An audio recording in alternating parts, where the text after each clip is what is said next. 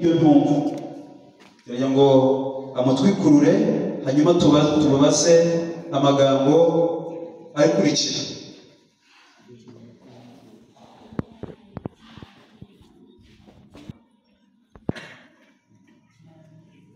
Ngaho mukomere amashimano none. Hanyuma tumubaze amagambo ari hano cy'uburyo avuga ati ndabyemeye. Niyumva nanone atazabishobora nabwo aravuga ati ndabihakanye kuko izo nshingano sinazishobora. Tega amatwi neza iz'umutima wawe ndakubaza wowe gusa, urashaka kujyana n'uyu Christine kugira ngo akubere umugore kandi kuzamukunda haba mu munezero cyangwa mu mubabaro kuko ijambo ry'Imana ribitegeka, kandi ko uzaba umwizerwa mu mibereho yawe yose? Ndabyemeye. Amashyi ku Mana. Reka tubaze na Christine mbere y'Imana iz'umutima wawe. Ndakubaza wowe Christine, uremera kujyana n'uyu Auguste kugira ngo akubere umugabo kandi kuzamukunda haba mu munezero cyangwa mu mubabaro kuko ijambo ry'Imana ribitegeka, kandi ko uzamubera umwizerwa mu mibereho yawe yose? Amashyi ku Mana. Afite imbere ye. Yewe Bahunge Augustin, ndezeranye n'imbere y'Imana n'itorero ryayo ko nemeye kujyana uyu mugore Kambere, vuga amazina ye.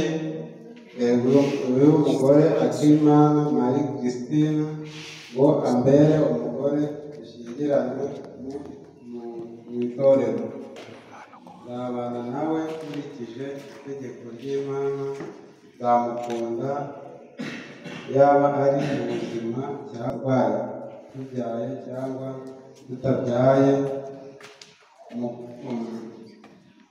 bukire cyangwa mu bukene, mu byago cyangwa umunezero.